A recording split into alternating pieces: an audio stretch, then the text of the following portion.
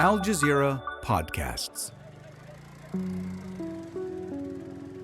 I'm David Enders, and this is The Taeq. As Israel's war on Gaza, Lebanon, and Syria continues, we're coming to you on Sundays with a weekly roundup. Israel continued to attack North Gaza. An Israeli minister announced an aggressive plan to build settlements. Palestinian journalists in Gaza fear for their safety. Today is Sunday, August 17. It is day 681 of the war in Gaza, where at least 61,369 Palestinians have been killed. Gaza is enduring summer temperatures above 30 degrees as Israel's attacks there continue. Al Jazeera's Taeq Azzoum reports on the area's lack of a sewage system, raising the prospect of further outbreaks of disease. Houses, apartment blocks, high-rise towers, shopping malls, and vital public infrastructure. One of the worst hit is the sewage network. Recently, Nasser Hospital, the biggest medical facility in Khan Younis, was flooded with sewage.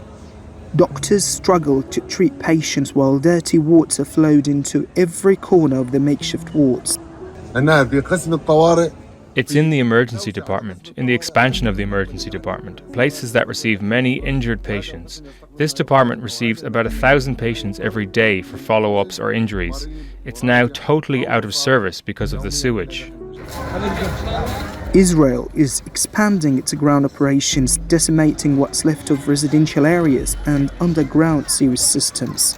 The Palestinian Water Authority estimates more than 85% of Gaza's water and sanitation facilities have been damaged or destroyed.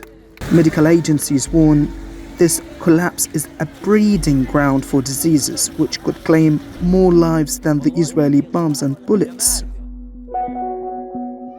11 more Palestinians in Gaza died from Israeli-imposed starvation on Saturday, bringing the number that have died that way to at least 251. Al Jazeera's Ibrahim al-Khalili reported this week on the ongoing struggle to find food. The trucks are coming from every direction, but people, due to the basic necessities and trickle amount of food coming in, they just don't get the sufficient amount of food they wish for. We were in the Kim area in northern Gaza. There was gunfire all around. We didn't know what was happening. People were dying in front of us, bullets flying between our legs. We couldn't do anything.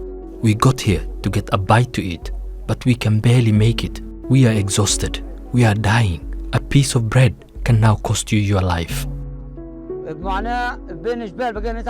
Our suffering is like war between hills. We were crawling on our stomachs, bullets flying between our legs, with the wounded and the dead all around.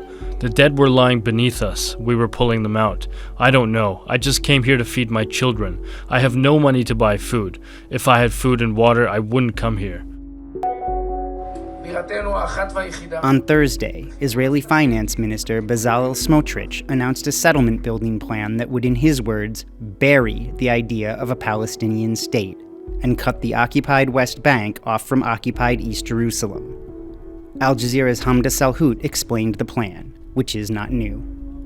Well, this is a project that's actually been in the works since the 90s. You're talking about more than 30 years of this plan to take Palestinian land and transform it into illegal settlements. But the main problem here with this E1 plan is that it would completely cut off the occupied West Bank to occupied East Jerusalem, essentially what rights groups are saying, destroying all territorial continuity that would lead to a future Palestinian state. But what this government has said is that they want to do everything in their power to block the establishment of a Palestinian state, to continue pushing forward illegal settlements. And this plan in particular is now being expedited. After Israel's targeted killing of 4 Al Jazeera employees in Gaza last week, journalists there say they will keep working despite the threats. Al Jazeera's Hani Mahmoud spoke to some of them about their fears. In Gaza, the camera does not just capture the story, it becomes part of it. Palestinian journalists move between the ruins of bombed homes, hospitals under siege, and streets where missiles could strike at any moment.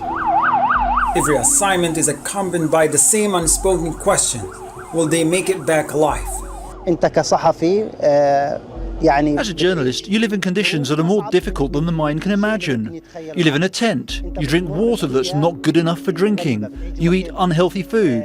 I now recognise that our conditions in which we all, as journalists, are confused. There's a part of our lives that's been ruined and gone too far away. In Gaza, the journalism profession comes at a price.